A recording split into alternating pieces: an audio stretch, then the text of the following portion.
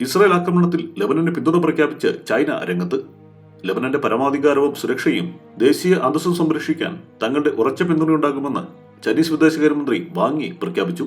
ന്യൂയോർക്കിൽ ലെബനൻ വിദേശകാര്യമന്ത്രി അബ്ദുള്ള ബു ഹബീബുമായുള്ള കൂടിക്കാഴ്ചയിലാണ് Chinese communist party polit bureau അംഗം കൂടിയായ വാങ് യി രാജ്യത്തിന് പിന്തുണ ഉറപ്പു നൽകിയത്.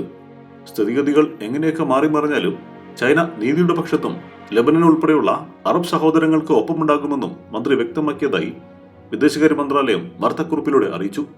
ലെബനനിൽ അടുത്തിടെ ആശയവിനിമയ സംവിധാനങ്ങൾ പൊട്ടിത്തെറിച്ചതുൾപ്പെടെ പശ്ചിമേഷ്യയിലെ പുതിയ സംഭവവികാസങ്ങൾ ഞങ്ങൾ സൂക്ഷ്മമായി നിരീക്ഷിച്ചു വരികയാണ്. സിവിലിയന്മാർക്കെതിരായ ആക്രമണങ്ങളെ ശക്തമായി എതിർക്കുകയും ചെയ്യുന്നുവെന്ന് വാർത്താക്കുറിപ്പിൽ ചൈന അറിയിച്ചു. പശ്ചിമേഷ്യയിൽ സമാധാനം കൊണ്ടുവരാനായി പ്രവർത്തിച്ചുകൊണ്ടിരിക്കുകയാണ് ചൈനയെന്നും വാങ് യി പറഞ്ഞു. അറബ് രാജ്യങ്ങളുമായും അന്താരാഷ്ട്ര സമൂഹവുമായും ഒന്നിച്ച് പ്രവർത്തിക്കും.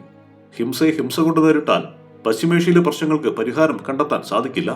അത് കൂടുതൽ മാനുഷിക ദുരന്തത്തിനിടയാക്കുക മാത്രമാണ് ചെയ്യുക. ഇക്കാര്യത്തിൽ അന്താരാഷ്ട്ര സമൂഹം വ്യക്തമായ നിലപാടെടുക്കണം.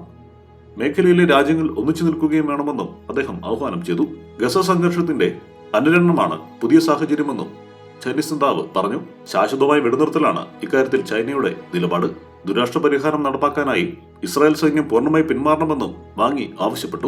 UN ഉൾപ്പെടെയുള്ള അന്താരാഷ്ട്ര സമിതികളിലും മറ്റു വേദികളിലും ലെബനന് വേണ്ടി സംസാരിക്കുന്നതിന് രാജ്യത്തിന്റെ നന്ദി അറിയിക്കുകയാണെന്ന് ലെബനൻ വിദേശകാര്യമന്ത്രി അബ്ദുള്ള ഹബീബ് പറഞ്ഞു. ലെബനനെ പോലെയുള്ള ചെറിയ രാജ്യങ്ങൾക്ക് UN ചട്ടങ്ങൾ പ്രകാരമുള്ള പരമാധികാരവും സ്വാതന്ത്ര്യവും പരമപ്രധാനമാണെന്നും അദ്ദേഹം ചൂണ്ടിക്കാട്ടി. അതേസമയം ഇസ്രായേലും ലെബനനിലെ ഹിസ്ബുള്ളയും തമ്മിലുള്ള സംഘർഷം മേഖലയെ അസ്ഥിരപ്പെടുത്തുന്നതായി റഷ്യ പറഞ്ഞു. ഇത് അപകടകരമായ ഏറ്റുമുട്ടലാണ്. മേഖല പൂർണ്ണമായും തകരുമെന്നും ക്രെംലിൻ വക്താവ് ദിമിത്രി പെസ്കോവ് മാധ്യമപ്രവർത്തകരോട് പറഞ്ഞു. ലെബനനെതിരെ ഇസ്രായേൽ നടത്തുന്ന സൈനിക ആക്രമണങ്ങളെ മോസ്കോ അപലപിക്കുന്നതായും വിദേശകാര്യ വക്താവ് മരിയ സക്കറോവ പറഞ്ഞു. സാധാരണക്കാരെ അടക്കം ലക്ഷ്യമിട്ട് നടത്തുന്ന ഈ ആക്രമണം അംഗീകരിക്കാനാവില്ലെന്നും റഷ്യ വ്യക്തമാക്കി. 2006 ഇസ്രായേലും ഹിസ്ബുള്ളയും തമ്മിലുള്ള യുദ്ധത്തിന് ശേഷമുള്ള ഏറ്റവും വലിയ ഏറ്റുമുട്ടലാണ് ഇപ്പോൾ നടക്കുന്നത്. News desk, one nation media.